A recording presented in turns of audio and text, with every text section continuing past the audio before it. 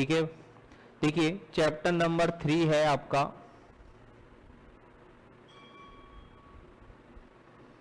आधार एवं बीमा।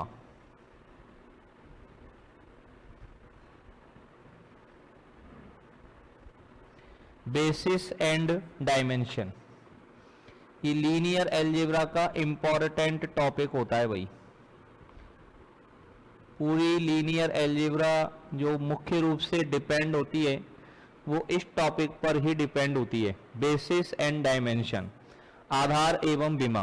देखो पिछले 2 चैप्टरों में, चैप्टर नंबर 1 में और चैप्टर नंबर 2 में हम वेक्टर स्पेस को अच्छे से समझते हैं कि सदिश समष्टि क्या होती है। सदिश समष्टि होने के लिए वो कौन कौन सी प्रॉपर्टीज को वो लोग फॉलो करते हैं जिनसे वो वेक्टर स्पेस बनता है, जिनसे वो सदिश समष्टि बनता है। उसके बाद चैप्टर नंबर 2 में विशेष रूप से हम लोग पढ़ते हैं कि वेक्टर्स एल और एल कब होते हैं, वेक्टरों को कब हम एल बोलते हैं, कब हम लोग एल बोलते हैं। तो वेक्टरों के एल होने का, उनके एल होने का क्या क्या कॉन्सेप्ट है वो सारे हम लोग पढ़ लेते हैं चैप्टर 2 में। अब यहां पर आते हैं आधार और बीमा को पढ़ना होता है। तो सबसे पहले तो हम लोग पढ़ते हैं आधार के बारे में कि सदिश समष्टि का आधार क्या होता है, बेसिस किसे कहा जाता है। एक वेक्टर स्पेस का आधार हम लोग किसे कहते हैं, सदिश समष्टि का आधार किसे कहा जाता है। तो यहां पर लिखेंगे सदिश समष्टि, कोई भी वेक्टर स्पेस हमने लिया यहां पर, सदिश समष्टि BF का उपसमुच्चय, इसका एक उपसमुच्चय ले लें हम कैपिटल S। सदिश समष्टि BF कोई भी एक वेक्टर स्पेस है और इसका हमने एक सबसेट लिया, इसका हमने एक उपसमुच्चय लिया S। ये BF का आधार कहलाता है, BF का आधार कहलाता है। BF का ये आधार होता है, कब होता है, यदि सदिश समष्टि BF का उपसमुच्चय कैपिटल S BF का आधार कहलाता है, इसका बेसिस होता है यदि। अब आधार होने के लिए S जो है वो वेक्टर स्पेस का सबसेट तो है। अब हम चाहते हैं कि ये इसका आधार बने, ठीक है ना। तो आधार बनने के लिए कौन कौन सी प्रॉपर्टीज को फॉलो करना चाहिए, S के लिए कौन कौन सी शर्तें होनी चाहिए कि उन शर्तों को यदि S फॉलो कर ले तो S B का क्या बन जाएगा, आधार बन जाएगा। तो पहली बात तो यह है कि S Li होना चाहिए।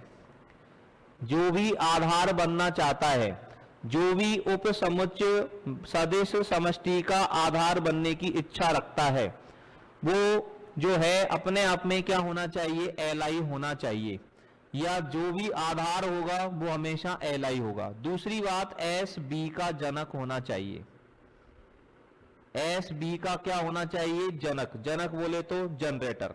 अब S B का जनक है, इसका मतलब है, अर्थात दूसरी भाषा में इसको कह सकते हैं कि S B का जो मान है वो LS के बराबर होना चाहिए।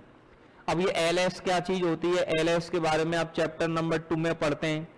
LS होता है कि S के अवयवों के या S के उपसमुच्चय के अवयवों के जितने भी LC बनते हैं उन सभी LCओं का समुच्चय है LS।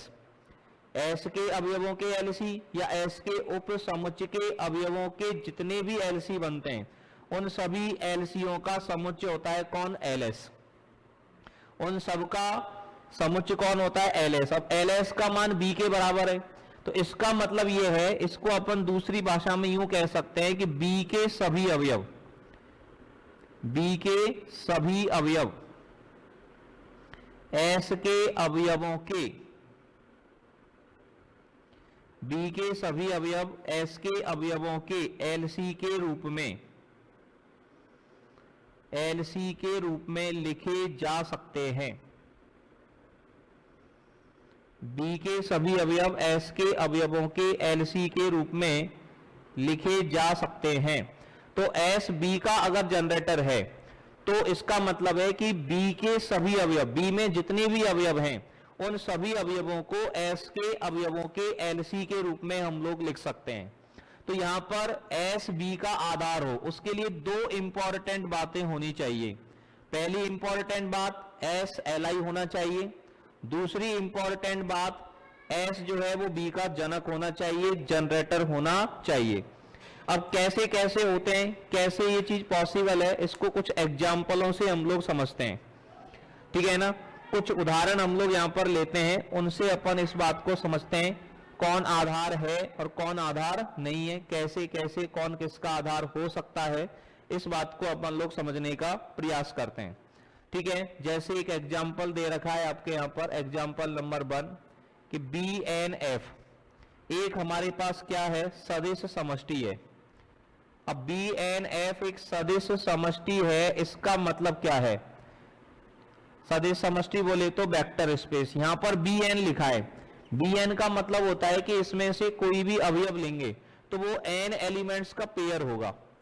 जैसे B2F में से अपन अवयव लेते हैं तो 1,2 इस तरह के अवयव मिलते हैं B2 में से 1,2 3,4, और B3 में से एलिमेंट लेते हैं तो B3 में से एलिमेंट मिलते हैं हमें 3 के पेयर के रूप में, एक अवयव 1 2 3 हो गया, एक -1 0 0 हो गया, इस तरह के एलिमेंट पाए जाते हैं B3 में।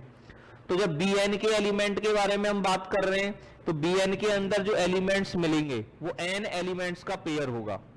Bn के अंदर जो एलिमेंट्स मिलेंगे तो Bn के अंदर पाए जाने वाले अवयव कितने एलिमेंट्स का पेयर होंगे, n एलिमेंट्स का पेयर होंगे। तो BNF हमारे पास एक सदिश समष्टि है। अब इसके अंदर हमने एक उपसमुच्चय लिया इसका S बराबर हमने लिया E1, E2, E3, En, ये हमने सबसेट ले लिया BNF का। इसमें E1 का मतलब क्या है, ये मानक इकाई सदिश लिए हमने। E1 का मतलब है 1 0 0, E2 का मतलब लिया हमने 0 1 0, E3 का मतलब है कि तीसरा अवयव, सॉरी यहां पर ये n उसके अंदर बात कर रहे हैं ना BNF के अंदर, तो इसका मतलब है 1 0 0 ... 0, क्योंकि n अवयव आएंगे इसके अंदर। 1 0 0 तो अपन B3F के अंदर बात करते, तो E1 में जो एलिमेंट है वो n एलिमेंट होंगे, Bn के अंदर बात कर रहे हैं। तो E2 का मतलब क्या है, E2 का मतलब है दूसरा एलिमेंट 1 होगा, बाकी सब 0 0 होंगे। E3 का मतलब है तीसरा एलिमेंट 1 होगा, 0 0 1, और बाकी सब क्या होंगे 0।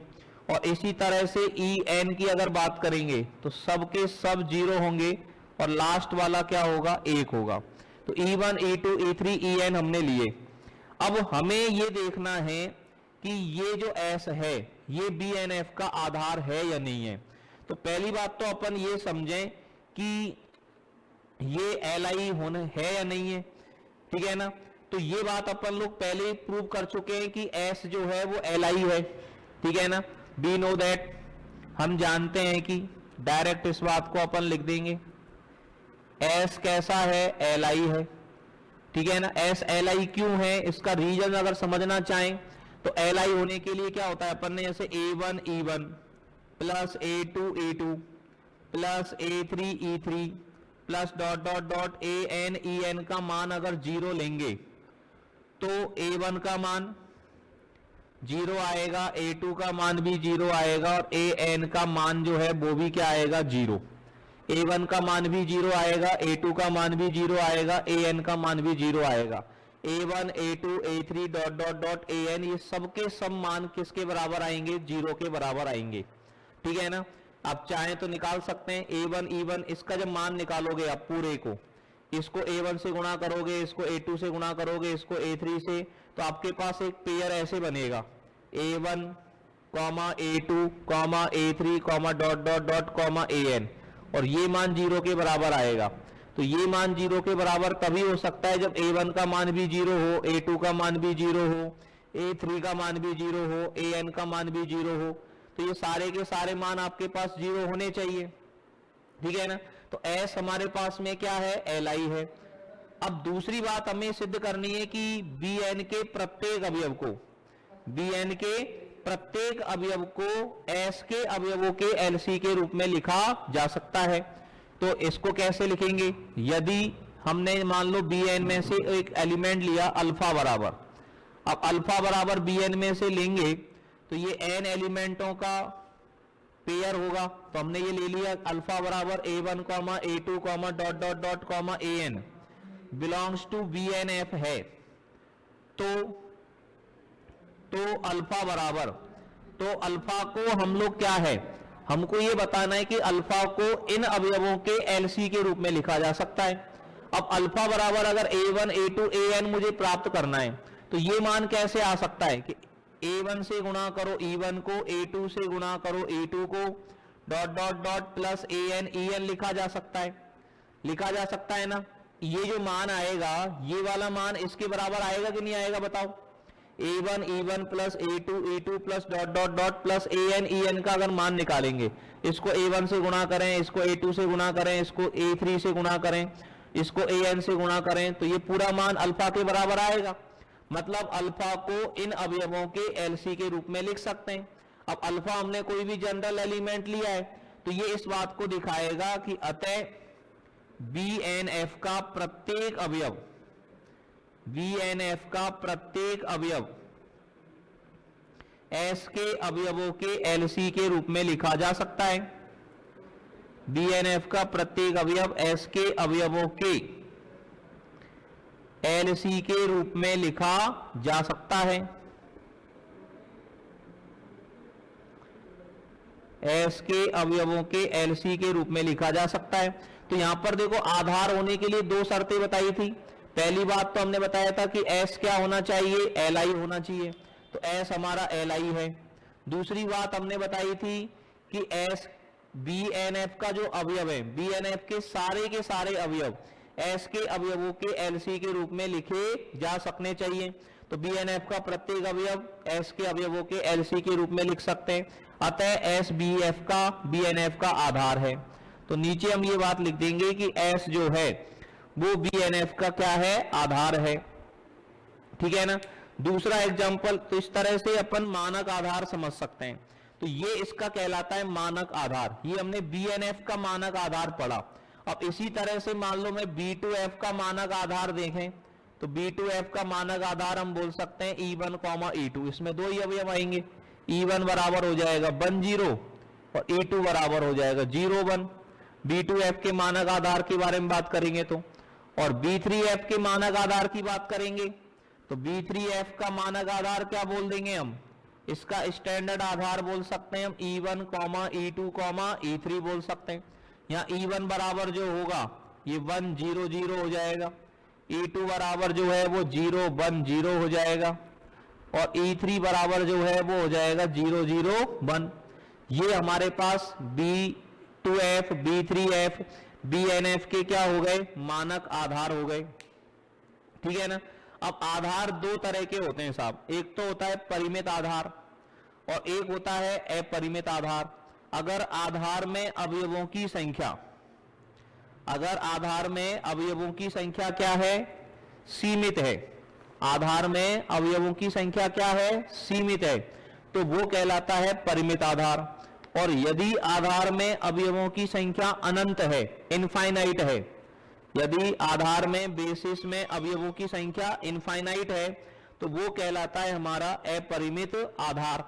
ठीक है ना। कैसे कैसे होते हैं, ये तो हमने B2F B3F BNF के आधार की बात करी। अब मान लो कोई सदिश समष्टि है हमारे पास FF। एग्जाम्पल नंबर 2 की बात करें, इसमें हमें एक सदिश समष्टि दे रखी है FF। ये हमारे पास एक वेक्टर स्पेस है, ये एक सदिश समष्टि है, सदिश समष्टि। तो इसमें हमने एक अवयव लिया S बराबर 1 लिया, केवल S में एक ही अवयव लिया 1, और ये F का क्या है, सबसेट। मतलब इस वेक्टर स्पेस के अंदर FF के अंदर जो B का काम कर रहा है, जो वेक्टर वाले सेट का जो काम कर रहा है, वो भी कौन कर रहा है, F कर रहा है, और 1 F का एलिमेंट है, मतलब ये इसका यूनिट एलिमेंट है, मल्टीप्लाई वाला तत्समक अवयव है एक। अब इसका मतलब ये है कि स्पष्ट रूप से S क्या है, Li है। हमको इसका ये आधार है ये दिखाना है, तो स्पष्ट रूप से S क्या है, Li है। अब S Li क्यों है साहब, S Li कैसे हो गया, तो S Li इसलिए हो गया क्योंकि हमें पता है A1 बराबर 0, कि इसको किसी संख्या से गुणा करेंगे A से, तो a1 का मान 0 तभी संभव है, तभी पॉसिबल है जब a बराबर क्या हो 0। a का मान बिना 0 हुए a1 का मान 0 नहीं आ सकता। इसलिए ये जो सेट दे रखा है S बराबर केवल सिंगल एलिमेंट का अपन ने सेट लिया है। और ये अपन ने दूसरे चैप्टर में प्रूव भी किया है कि अगर किसी समुच्चय में एक ही अवयव है और वो अवयव 0 नहीं है, अगर एक शून्येतर एलिमेंट, एक नॉन जीरो एलिमेंट का एक सेट है, तो नॉन जीरो एलिमेंट का सेट, सिंगल सेट, एक ही अवयव का सेट, वो हमेशा Li होता है। तो S Li है। दूसरा हमें यह बताना है कि S के प्रत्येक अवयव को हम इसके LC के रूप में लिख सकते हैं। जो अब F के अंदर से कोई अवयव लिया, A बिलोंग्स टू, अगर हमने F लिया तो A बिलोंग्स टू F ले, तो अब हमें यह बताना है कि इस अवयव को इसके LC के रूप में लिखा जा सकता है कि नहीं लिखा जा सकता है। बिल्कुल लिख सकते हैं। A को इसके LC के रूप में कैसे लिख सकते हैं? A बराबर लिख सकते हैं A डॉट 1। A डॉट 1 करेंगे तो A का मान आ जाएगा नहीं आ जाएगा, मतलब इस अवयव को इसके LC के रूप में लिखा जा सकता है। तो इसका मतलब ये हुआ, अतः कैपिटल F का प्रत्येक अवयव, कैपिटल F का प्रत्येक अवयव S के अवयवों के, S में एक ही अवयव है तो S के अवयवों के LC के रूप में लिखा जा सकता है। कैपिटल F का प्रत्येक अवयव S के अवयवों के LC के रूप में लिखा जा सकता है। जब कैपिटल F का प्रत्येक अवयव S के अवयवों के LC के रूप में लिखा जा सकता है, अतः अब देखो S Li भी हो गया और F का प्रत्येक अवयव S के अवयवों के LC के रूप में भी लिखा जा सकता है, अतः S FF का आधार है। इसलिए ये इसका क्या बन जाएगा? आधार बन जाएगा, इसका बेसिस बन जाएगा। अतः S जो है वो FF का क्या है? आधार है, इसका बेसिस है। अब इसमें देखो S में एक ही अवयव है, मतलब आधार में अवयवों की संख्या सीमित है, और जब आधार में अवयवों की संख्या सीमित होती है तो उस आधार को हम लोग कहते हैं परिमित आधार। जब आधार में अवयवों की संख्या सीमित होती है तो उसे कहते हैं परिमित आधार। एक और एग्जाम्पल से समझते हैं अपन। एक दूसरा एग्जाम्पल अपने को दे रखा है, एग्जाम्पल नंबर 3। उस एग्जाम्पल नंबर 3 को देखा जाए, वो हम लोगों से क्या कहना चाह रहा है उस बात को दोबारा से समझने का प्रयास करते हैं। तो एग्जाम्पल नंबर 3 में आपको क्या दे रखा है? F पर X में बहुपदों का सदिश समष्टि दे रखा है, एक Fx दे रखा है। Fx क्या दे रखा है? F में X पर, F पर X में, F पर X में सभी बहुपदों की सदिश समष्टि, सभी बहुपदों की सदिश समष्टि अपने को दे रखी है। सभी बहुपदों की क्या दे रखी है? सदिश समष्टि। मतलब जितने भी बहुपद है ना, बहुपद का मतलब अंग्रेजी भाषा में अगर बात करें तो पॉलिनोमियल। बहुपद का मतलब अंग्रेजी भाषा में क्या है? पॉलिनोमियल। जितने भी पॉलिनोमियल हैं वो सारे के सारे पॉलिनोमियल, वो सबके सब बहुपद किसके अंदर मौजूद है? Fx के अंदर मौजूद है। ये सभी बहुपदों का समुच्चय है। तो अब इसका आधार देखना है, तो इसका आधार जो है ना, हमें सिद्ध करना है कि S बराबर 1, x, x square, x cube, dot dot dot, x की power n, dot dot dot. ये जो समुच्चय है, इस समुच्चय को मुझे, इस S को मुझे Fx का क्या प्रूव करना है? आधार प्रूव करना है। और ये मुझे पता है कि S Fx का क्या है? उप समुच्चय है, क्योंकि 1 भी एक बहुपद है, x भी एक बहुपद है, x स्क्वायर अपने आप में एक बहुपद है, पॉलिनोमियल है, x क्यूब भी एक पॉलिनोमियल है, x की पावर n भी एक पॉलिनोमियल है।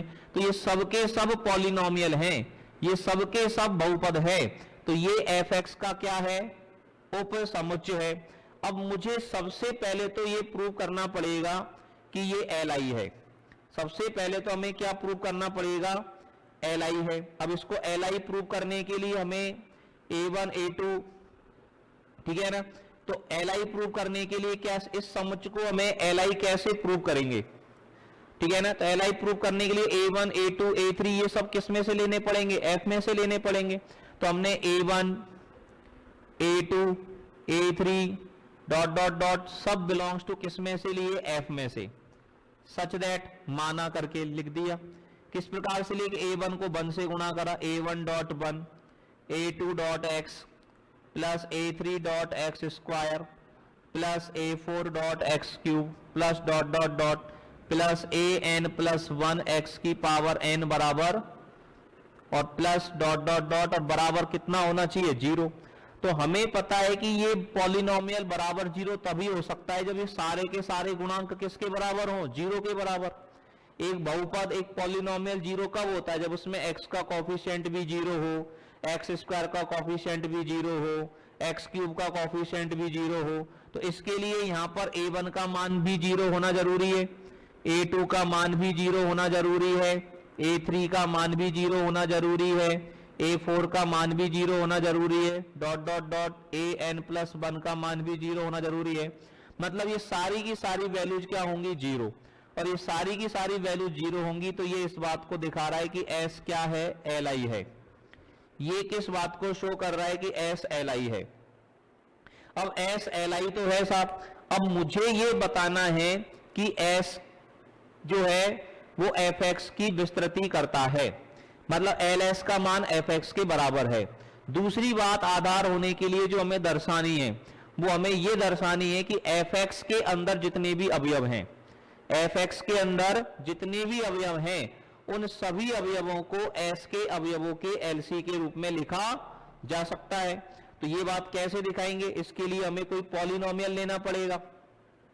तो इसके लिए मैंने fx में से कोई बहुपद मान लिया, माना px बराबर, इसके अंदर से कोई बहुपद सेलेक्ट करें, हमने ले लिया माना px बराबर, एक बहुपद ले लेते हैं a0 plus a1x plus a2x square plus dot dot dot plus an x की पावर n।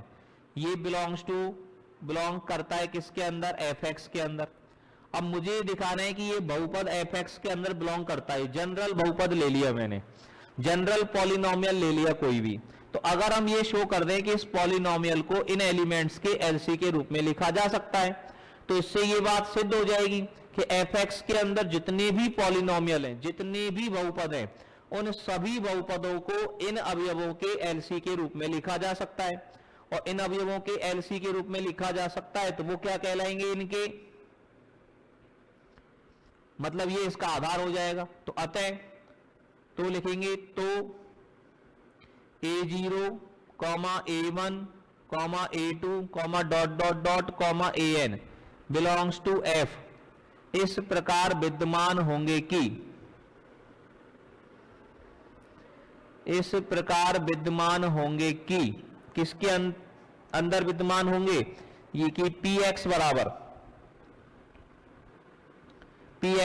इस मान को अपन क्या लिख सकते हैं, A0 इंटू 1, A0 को किससे गुणा करो, 1 से, A1 जो है वो किससे गुणा होगा, A2 से, A2 किससे गुणा हो जाएगा, x स्क्वायर से, A3 किससे गुणा हो जाएगा, x क्यूब से, और plus dot dot dot plus an किससे गुणा हो जाएगा, x की पावर n से। तो ये जो मान आ रहा है, ये जो px आ रहा है, ये s के अवयवों का LC तो हुआ, ये 1x x square x cube x की पावर n, ये किसके अवयव है, s के अवयव हैं, और इनको f के अवयवों से गुणा करके हमने जोड़ा है। तो ये क्या है, s के अवयवों का LC है। तो बराबर अपन लिख सकते हैं, इसको लिख सकते हैं px बराबर s के अवयवों का LC, ये s के अवयवों का LC है।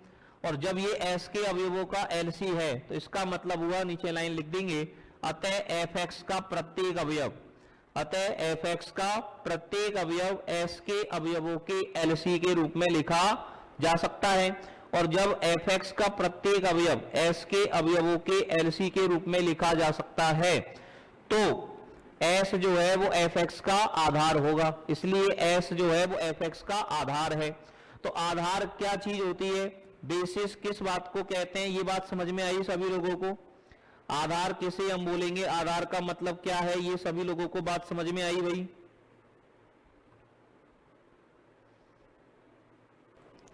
ठीक है। अब इसके बाद में आता है एक जो हमारे पास सदिश समष्टि होती है। ये सदिश समष्टि दो प्रकार की होती है साहब। एक तो होती है परिमित विमीय सदिश समष्टि और एक होती है अपरिमित विमीय सदिश समष्टि, ठीक है ना। सदिश समष्टि को भी हम दो भागों में बांटते हैं। एक तो बोलते हैं परिमित विमीय सदिश समष्टि, फाइनाइट डायमेंशनल वेक्टर स्पेस, और एक हम बोलते हैं अपरिमित विमीय सदिश समष्टि, इनफाइनाइट डायमेंशनल वेक्टर स्पेस। तो यहां पर एक शब्द आता है विमा।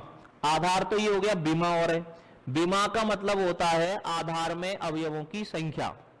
विमा को अपन शॉर्ट में, अभी आगे डिटेल में विमा की परिभाषा आएगी, आगे डिटेल में विमा को अपन पढ़ेंगे, लेकिन अभी अपन विमा को समझें। यहीं पर अगर इस पर समझें तो विमा का मतलब होता है आधार में अवयवों की संख्या। किसी भी सदिश समष्टि के आधार में जो अवयवों की संख्या होती है, आधार में जो अवयवों की संख्या होती है उसे कहते हैं हम विमा। और अगर किसी भी सदिश समष्टि की विमा अगर परिमित राशि है, विमा क्या है, परिमित राशि है, तो हम कहते हैं कि वो सदिश समष्टि परिमित विमीय सदिश समष्टि है। मतलब यदि किसी सदिश समष्टि के आधार में अवयवों की संख्या सीमित है तो उसकी विमा सीमित होगी, और विमा सीमित होगी तो उस सदिश समष्टि को बोला जाएगा परिमित विमीय सदिश समष्टि। और यदि किसी सदिश समष्टि के आधार में अवयवों की संख्या अनंत है, जैसे अभी लास्ट वाला एग्जांपल देखा था बहुपद वाला, उसमें अनंत अवयव थे साहब, 1x x square x cube चलता ही जा रहा है, वो तो खत्म ही नहीं होगा। तो आधार में अगर अवयवों की संख्या अनंत है तो उसकी विमा भी क्या होगी, अनंत होगी। और विमा जब अनंत होगी तो उस सदिश समष्टि को बोला जाएगा अपरिमित विमीय सदिश समष्टि। तो उसको क्या बोला जाएगा, अपरिमित विमीय सदिश समष्टि उसको कहा जाएगा। ये बात अपन को यहां पर समझनी है, ठीक है। अब यहां पर एक थ्योरम आती है हमारे पास, एक प्रमेय हमारे पास में आती है, उस प्रमेय को अपन लोग ध्यान से समझें।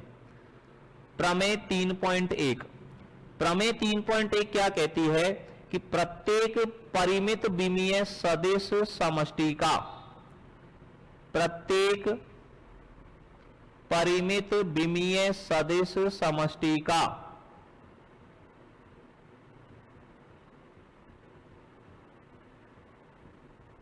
प्रत्येक परिमित विमीय सदिश समष्टि का एक आधार होता है।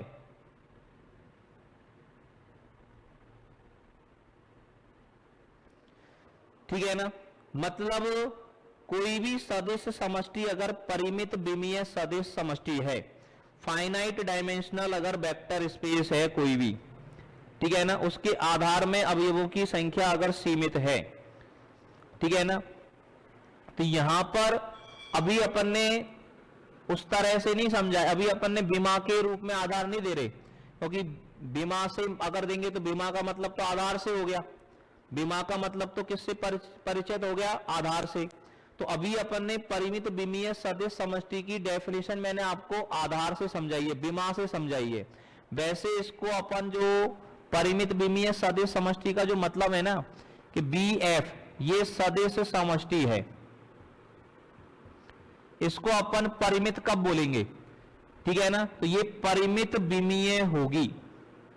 इसकी दूसरी परिभाषा और एक, ये परिमित विमीय होगी यदि there exist S subset of B, यदि बी का एक उप समुच्चय एस विद्यमान हो, यदि बी का एक क्या विद्यमान हो, उप समुच्चय विद्यमान हो।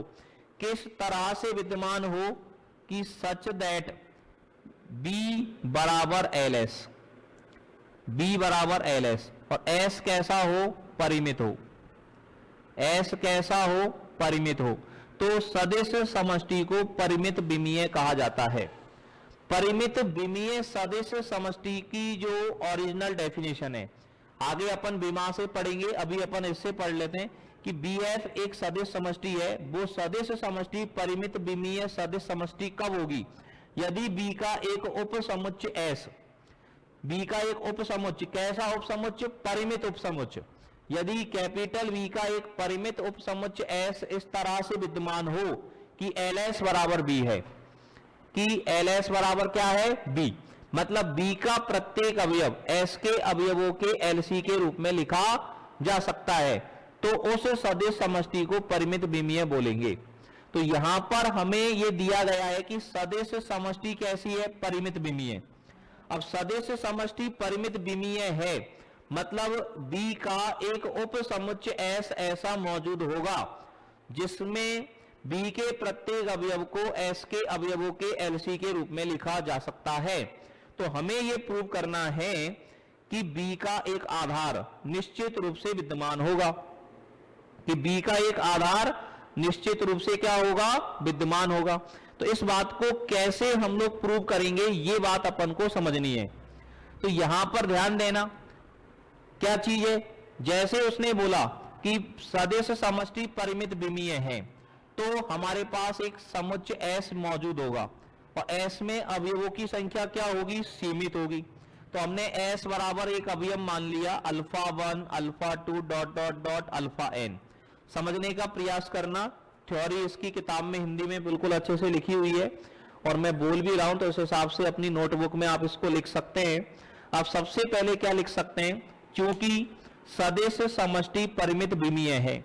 अब सदिश समष्टि परिमित विमीय है तो इससे क्या समझ में आया कि B का एक परिमित उपसमुच्चय S बराबर अल्फा 1 अल्फा 2 अल्फा n इस प्रकार अवश्य विद्यमान होगा, इस प्रकार विद्यमान होगा कि B बराबर LS।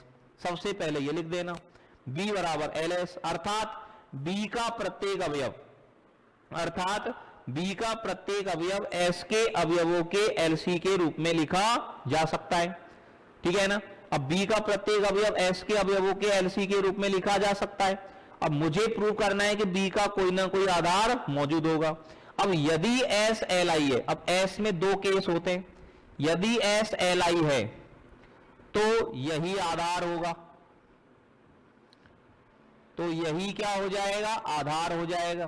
क्योंकि आधार होने के लिए दो ही तो बातें चाहिए कि S B की क्या करना चाहिए, विस्तृति करना चाहिए, LS का मान B के बराबर होना चाहिए, और दूसरी बात वो आधार वो क्या होना चाहिए, Li होना चाहिए। तो अगर ये Li है तो LS बराबर B तो है ही है, तो यही B का क्या हो जाएगा, आधार हो जाएगा। तो हमारी प्रमेय यहीं पर खत्म हो गई।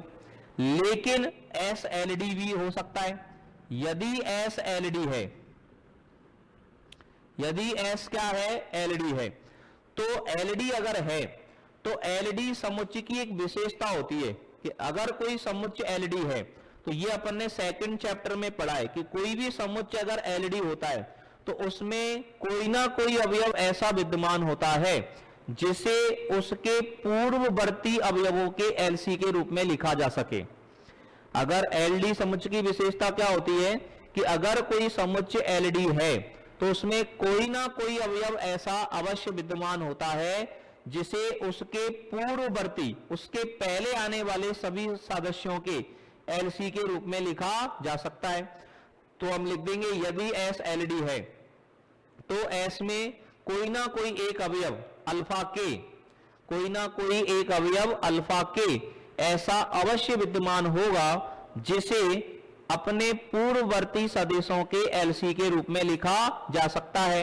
अर्थात अल्फा के बराबर हम लोग क्या लिख सकते हैं, A1 alpha 1 plus A2 alpha 2 dot dot dot plus AK minus 1 alpha के माइनस 1। अल्फा के से पहले आने वाले अवयवों के LC के रूप में इसे लिखा जा सकता है, ठीक है ना। तो ये अवयव हमारे पास हो गया। अब हम लोग क्या करेंगे, अब हम S में से अल्फा के को हटा दें। अब यदि हम S में से अल्फा के को हटा दें तो प्राप्त होने वाला समुच्चय हमारे पास S1 है। मतलब S1 में हमारे पास अल्फा 1 आएगा, अल्फा 2 आएगा, अल्फा के से पहले वाला मान अल्फा के माइनस 1 आएगा, और अल्फा के बाद वाला मान अल्फा के प्लस 1 आएगा, डॉट डॉट डॉट लास्ट में मान कौन सा आएगा, अल्फा n आएगा। लेकिन इसमें कौन नहीं आएगा, अल्फा के नहीं आएगा। तो मतलब हमने क्या किया, अब S में से अल्फा के को हटा दिया, और S में से अल्फा के को हटाने पर शेष अवयवों से बनने वाला समुच्चय हमारे पास क्या है, S1 है। अब ये जो S1 है ना, ये S1 भी B की क्या करेगा, विस्तृति करेगा। S1 भी B की विस्तृति करेगा। एक बात समझना, एक चीज यहां पर समझनी है, क्यों करेगा S1B की विस्तृति? जब S के सभी अवयवों को इनके LC के रूप में लिखा जा सकता है, B में जितने भी अवयव हैं, B के सभी अवयवों को S के अवयवों के LC के रूप में लिखा जा सकता है। तो इसमें से एक अवयव अल्फा के ही तो गायब हुआ है। मान लो मुझे जरूरत पड़ रही है, B में से कोई अवयव लिया मैंने अल्फा, और मुझे अल्फा को इनके LC के रूप में लिखना है। तो अल्फा बराबर मैं क्या लिखूंगा, A1 alpha 1 plus A2 alpha 2 dot dot dot plus A के अल्फा के, और plus dot dot dot A के प्लस 1 अल्फा के प्लस 1 डॉट डॉट पूरी जरूरत पड़ेगी, और लास्ट में AN अल्फा N आएगा। इस तरह से लिख सकते हैं। अब तुम कहोगे साहब इसमें A के अल्फा के तो है ही नहीं, तो फिर ये विस्तृति कैसे करेगा? अरे भाई A के अल्फा के नहीं है, तो इस A के अल्फा के को मैं यहां से भी तो लिख सकता हूं। इस अल्फा के की वैल्यू को भी तो अल्फा 1 अल्फा 2 अल्फा के माइनस 1 के रूप में लिखा जा सकता है। और जब अल्फा के की वैल्यू को, इस अल्फा के की वैल्यू को इनके रूप में लिखेंगे, तो ये B का सदस्य, B का जो अवयव है अल्फा, वो इनके LC के रूप में रिप्रेजेंट हुआ कि नहीं हुआ, है कि नहीं? तो स्पष्ट रूप से जब S B की विस्तृति करता है और हमने S में से उस अवयव को हटाया है अल्फा के को, जो उसके पहले आने वाले अवयवों का LC है, तो ये जो समुच्चय हमारे पास बचेगा, जो S1 हमारे पास बचेगा, ये S1 भी B की विस्तृति करेगा। मतलब B के प्रत्येक सदस्य को इस S1 के LC के अवयवों के LC के रूप में भी लिखा जा सकता है। अब वही सेम प्रोसेस दोबारा से हो जाएगी। सेम प्रोसेस दोबारा से क्या हो जाएगी कि यदि S1 क्या है, Li है, अगर S1 Li है तो ये ही क्या हो जाएगा, आधार हो जाएगा। और S1 अगर Li नहीं है, अगर S1 Li नहीं है, तो फिर इस S1 में भी कोई ना कोई अवयव होगा इसकी तरह, जिसे अपने पूर्ववर्ती अवयवों के LC के रूप में लिखा जा सकता है। तो अब S1 में कोई ना कोई अवयव अल्फा I होगा S1 के अंदर, जिसे अपने पूर्ववर्ती अवयवों के LC के रूप में लिखा जा सकता है। तो अब हम लोग क्या करेंगे, इसमें से अल्फा I को भी हटा देंगे। अब अल्फा I को भी हटा देंगे तो हमारे पास कौन बनेगा, अब S2 बन जाएगा। S2 में हमने क्या किया, S में से दो अवयव हट गए, अल्फा K हट गया और अल्फा I हट गया। तो अब हमारे पास आ जाएगा S2। अब जैसे हमने बोला था कि S1 SB की विस्तृति करता है, S में से अल्फा K को हटाया, अल्फा K अपने पूर्ववर्ती अवयवों का LC है, तो S1 भी B की क्या करता है, विस्तृति करता है। अब S1 में से हमने अल्फा I को हटा दिया, जो अपने पूर्ववर्ती अवयवों के LC के रूप में लिखा जा सकता है, तो उससे हमारे पास क्या आया, S2। तो इसी प्रकार S2 भी B की क्या करेगा, विस्तृति करेगा। मतलब LS2 का मान भी किसके बराबर होगा, B के बराबर होगा। और LS2 का मान जब B के बराबर होगा, तो अब वही बात इसके अंदर फिर से आ जाएगी। ठीक है ना? तो अब S2 अगर Li हुआ तो ये आधार हो जाएगा, और S2 अगर Li नहीं हुआ तो यही प्रक्रिया अपन बार बार दोहराते रहेंगे, फिर दोबारा से S2 में से कोई अवयव हटाना पड़ेगा। तो ये प्रक्रिया हमारी चलती जाएगी। इस प्रक्रिया को बार बार हम लोग दोहराते जाएंगे। तो दोहराते दोहराते या तो हमें कोई Li समुच्चय मिल ही जाएगा कहीं ना कहीं पर, और जहां पर भी हमें Li समुच्चय मिलेगा वही BF का क्या हो जाएगा, आधार हो जाएगा। और अगर कहीं भी नहीं मिला तो इसमें से धीरे धीरे करके अवयव कम होते जा रहे हैं, तो लास्ट में एक अवयव तो बचेगा। और लास्ट में जब केवल एक ही अवयव बचेगा तो एक अशून्य अवयव का जो समुच्चय होता है वो तो निश्चित रूप से Li होता ही होता है। ये हमने पढ़ा है कि एक अकेले समुच्चय का अवयव, एक अकेले अवयव का जो समुच्चय है वो हमेशा क्या होता है, Li होता है। तो लास्ट में हमें एक Li समुच्चय मिलेगा ही मिलेगा। तो नीचे इसमें क्या लिख देंगे, इस प्रक्रिया को बार बार दोहराने पर, परिमित बार दोहराने पर या तो हमें Li समुच्चय प्राप्त हो जाएगा जो B का आधार होगा, या फिर हमें एक अवयवी समुच्चय प्राप्त होगा। लास्ट में हमें क्या प्राप्त होगा, एक अवयवी समुच्चय, या फिर हमें अंत में एक अवयवी समुच्चय प्राप्त होगा जिसका अवयव क्या होगा, अशून्य। जो लास्ट में एक अवयव हमारे पास बचेगा एक एक अवयव को हटाने पर, तो लास्ट में हमारे पास एक अवयवी समुच्चय प्राप्त होगा जिसका अवयव अशून्य होगा, और वह B की क्या करेगा, विस्तृति करेगा। जैसे हमने S में से अल्फा की हटाया तो S1 आया, वो भी बी की विस्तृति करता है। इसमें से अल्फा आई को हटाया तो S2 आया, वो भी उसकी विस्तृति करता है। तो लास्ट में जो बचेगा वो भी बी की क्या करेगा, विस्तृति करेगा। लेकिन एक अशून्य अवयव का जो एक अवयवी समुच्चय होता है, अशून्य अवयव का एक अवयवी समुच्चय हमेशा Li होता है, अतः वह बी का क्या हो जाएगा, आधार हो जाएगा। और इस प्रकार हमें ये पता चलता है कि इस परिमित विमीय सदिश समष्टि का एक आधार आवश्यक रूप से विद्यमान है। तो हम कह सकते हैं कि अगर कोई भी सदिश समष्टि परिमित विमीय सदिश समष्टि है, अगर कोई भी सदिश समष्टि कैसी है, परिमित विमीय सदिश समष्टि है, तो उसका कोई ना कोई आधार अवश्य विद्यमान होता है। तो बताओ बच्चों, यहां तक की बात आप लोगों को समझ में आई या नहीं आई, बोलिएगा। ठीक है स्टूडेंट्स, तो आज आप लोग यहां तक की चीजों को अच्छे से तैयार कर लीजिएगा, इनके अच्छे से नोट्स बना लीजिएगा, कंप्लीट कर लीजिएगा। फिर आगे की बातें हम लोग कल की क्लास के अंदर करते हैं। Thank you very much.